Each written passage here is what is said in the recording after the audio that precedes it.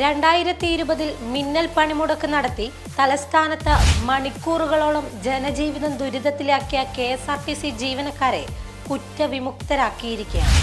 അന്ന് പണിമുടക്ക് നടത്തി മണിക്കൂറുകളോളം ജനങ്ങളെ ബുദ്ധിമുട്ടിലാക്കിയ 61 ജീവനക്കാരുടെ അച്ചടക്ക നടപടി തള്ളിക്കൊണ്ടാണ് ഇപ്പോൾ ജീവനക്കാർക്ക് ക്ലീൻ ചിറ്റ് നൽകിയിരിക്കുന്നത്.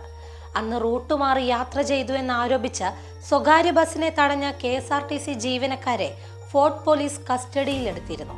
ഇതിന്റെ തുടർച്ചയെന്നോണം ജീവനക്കാർ മിന്നൽ പണിമുടക്ക് നടത്തുകയും ചെയ്തു. ബസ്സുകൾ റോഡിൽ നിർത്തിയിട്ടായിരുന്നു അന്ന് സമരം നടത്തിയത്. ഈ മിന്നൽ പണിമുടക്കിൽ നഗരം അന്ന് മണിക്കൂറുകളോളമാണ് സ്തംഭിച്ചത്. കൂടാതെ സമരം മറ്റ് ഡിപ്പോകളിലേക്ക് കൂടി വ്യാപിച്ചതോടെ ജില്ലയിൽ ജനങ്ങളുടെ യാത്ര സ്തംഭിച്ചു. ഇതിനിടെ കിഴക്കേക്കോട്ടയിൽ വണ്ടി കാത്തുനിന്ന് ഗതാഗത കുരുക്കിനിടെ കടകംപള്ളി സ്വദേശി സുരേന്ദ്രൻ കുഴഞ്ഞു വീഴുകയും ചെയ്തു. തുടർന്ന് ഇയാളെ ആശുപത്രിയിൽ എത്തിക്കാൻ വൈകിയതോടെ മരിച്ചതും വൻ ചർച്ചയായി മാറിയിരുന്നു.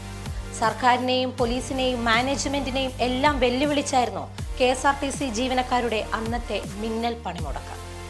അന്ന് അതായത് 2020 മാർച്ച് 4 കസ്റ്റഡിയിലെടുത്തവരെ ജാമ്യത്തിൽ വിട്ടയച്ച ശേഷമാണ് ജീവനക്കാർ അവരുടെ സമരം അവസാനിപ്പിച്ചത്. സംഭവത്തെക്കുറിച്ച് ജില്ലാ കളക്ടർ വിശദമായ റിപ്പോർട്ടും തേടിയിരുന്നു.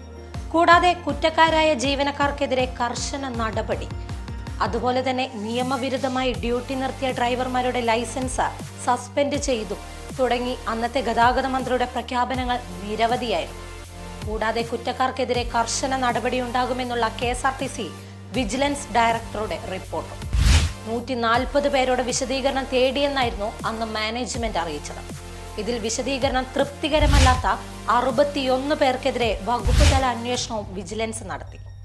എന്നിട്ടും മണിക്കൂറുകളോളം സർക്കാരിന് നാണക്കേടുണ്ടാക്കി ജനങ്ങളെ സ്തംഭിപ്പിച്ച, ജനങ്ങളെ വലച്ച ജീവനക്കാരെ ഇന്ന് 3 വർഷങ്ങൾക്കിപ്പുറം കുറ്റവിമുക്തമാക്കി മാനേജ്മെന്റ് ഉത്തരവിറക്കിയിരിക്കുകയാണ്.